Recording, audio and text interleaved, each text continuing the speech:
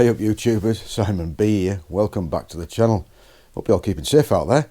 5th of November, the rain's out. Usually it does rain on Bommy night, doesn't it? I'm in the garage today as requested by some of our viewers. Somebody says, well, can you not do something regarding a chain? I know it's simple, a lot of people out there will be telling them how to suck eggs, but hey, not everybody knows how to do it. So today I'm going to show you the easiest way of tightening the chain up. So if you fancy a bit of that, as they say, stick around, stay tuned. Like and subscribe.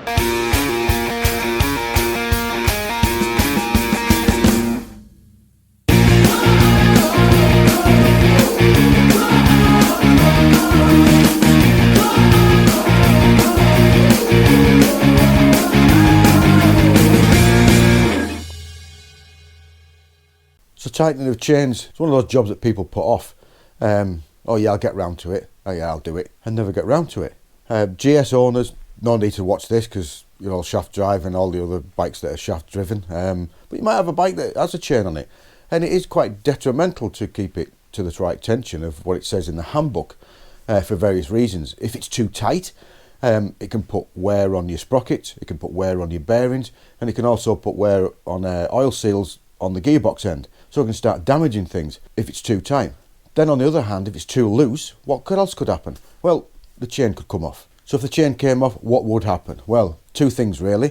It would either be at the front end, so if it came off the front sprocket, it could rip your casing off, damage all your gearbox bearings, could rip half your gearbox out, your gearbox output shaft. It could cause a serious amount of damage.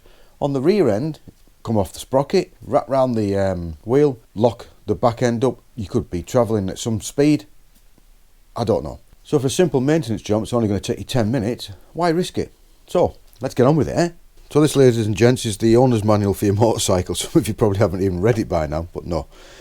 So yeah, have a look in there. It gives you all the information of what you need to do. We're going to do it on the KTM today just because it's at the front of the garage and there's a little bit more room here. Most bikes are exactly the same. Most bikes, all bikes have adjustment of the chain.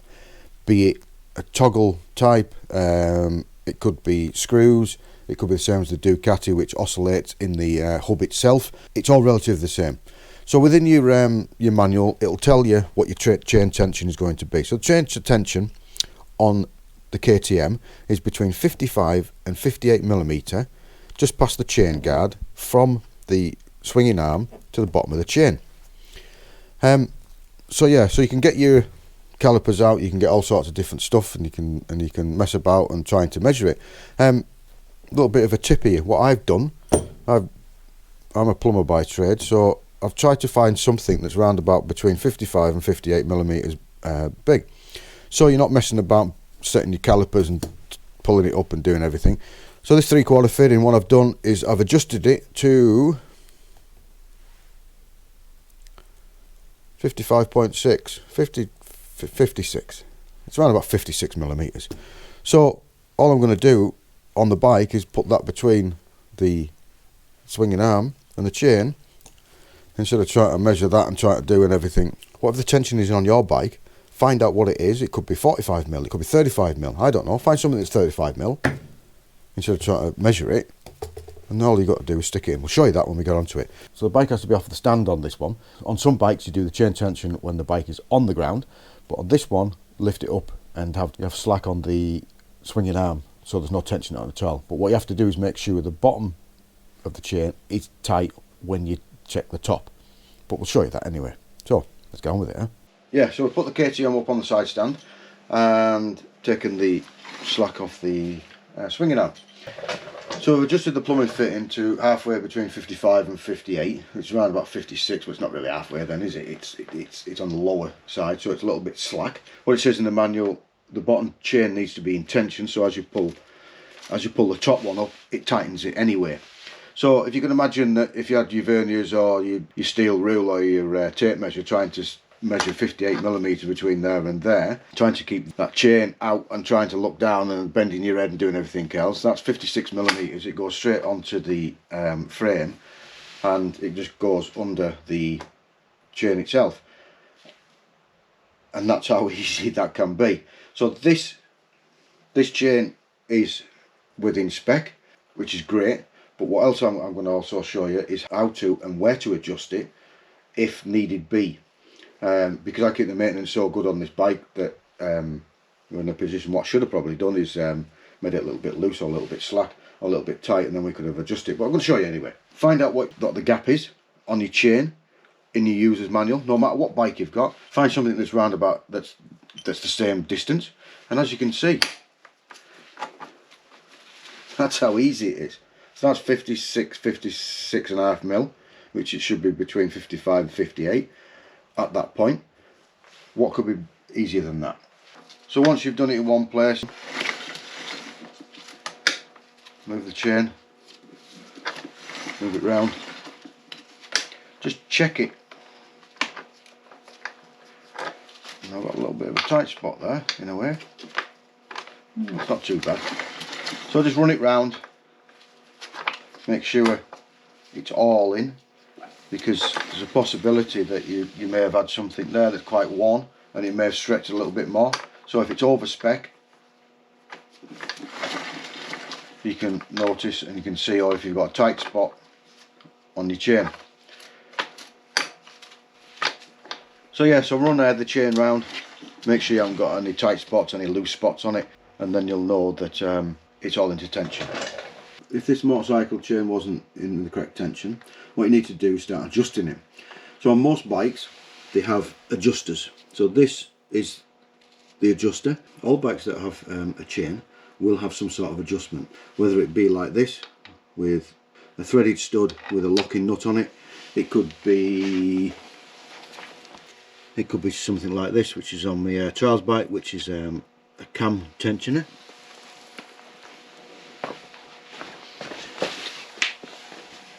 On the Husqvarna, as you can see, it's same as the KTM, threaded bolt with a locking nut to adjust the chain. The BMW doesn't have one, as you know, because it's a shaft. And the Ducati, as I said, it has a different type of chain adjustment. You have the two bolts in the back here, and the hub is off centre to the swinging arm. So what you need to do is undo these two bolts at the back here, and it turns within the hub itself, which then tightens up the chain. So all bikes have some sort of chain tensioners, different variations, so you can find out which one's yours is. So to adjust your chain, what you need to do is undo the nut on the rear spindle bolt, which is the first thing you need to do, because if you don't do that, it won't allow it to move within the swinging arm to tighten or loosen the chain up. So you've undone the spindle nut. It doesn't have to be totally loose. All it has to do is to take the tension off the swinging arm, which will allow it to move. Within the swinging arm, behind this guide, is a slot which allows the rear spindle shaft to move backwards and forwards, which allows you to adjust your chain. So what you need to do now is to undo the locking nut. So once you've undone the locking nut, it allows the adjustment bolt to run freely within the nut itself. So if you undo, which is basically bringing it out, that will tighten up your chain. If you wind it back in, it will actually loosen your chain. You need to do this in small increments, nothing major, not 6 turns. Depending on the tightness of your chain is how many turns you're going to be coming out at. Once you start tightening up the tension of the chain, you need to do it evenly, because if you don't do it evenly, you will get excessive wear on one side of your sprocket. So what that is that your rear sprocket needs to be in line with your front sprocket through your chain, because if it's on an angle, it's going to wear in different places because it's pulling to one side. Your rear wheel won't be true to the front wheel, so everything could be sort of all out. So to make sure that it is running up square, there's various tools you can use. I use this one. It's I don't use it on everything. It's the Laser Monkey. So this clamps onto your back, onto your rear sprocket, and because that's flat across there and it's in line with the laser, that should show all the way down your chain to the front of everything's in square. So you can use that. There's various other different ways you can look at it. There is guide marks on most swinging arms, and you count the guide marks and make sure they're equal. Sometimes that works, sometimes it doesn't work.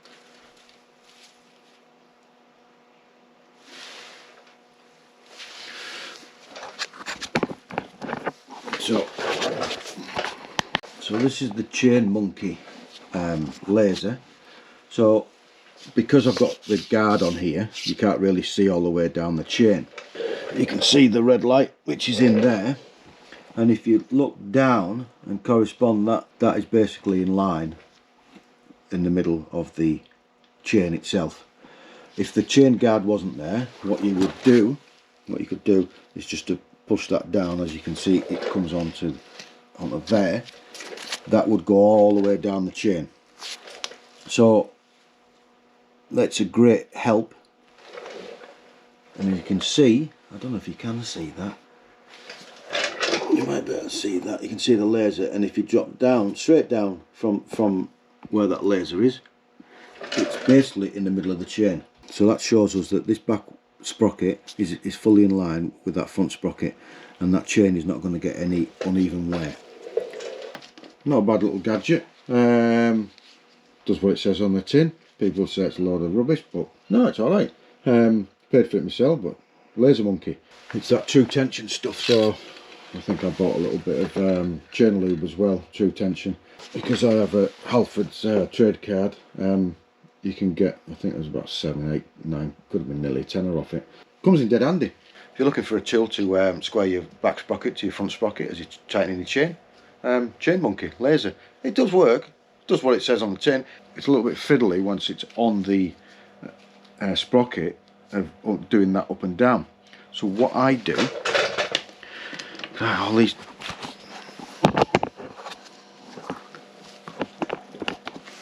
what I do once it's on, it's got a left-handed thread, so it gets a little bit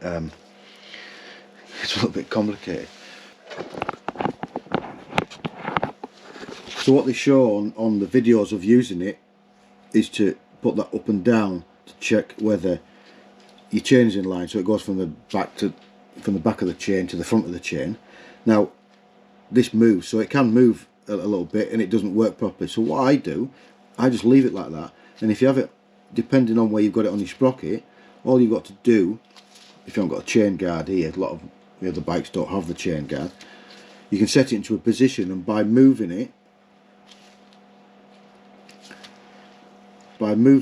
the wheel itself, it will go all the way to the top and all the way to the bottom, but you can adjust that yourself,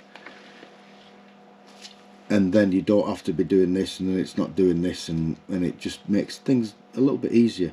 And I think that's the better way to do it, because it allows to go from front to back, back to front, and you can watch it going down there, as you can,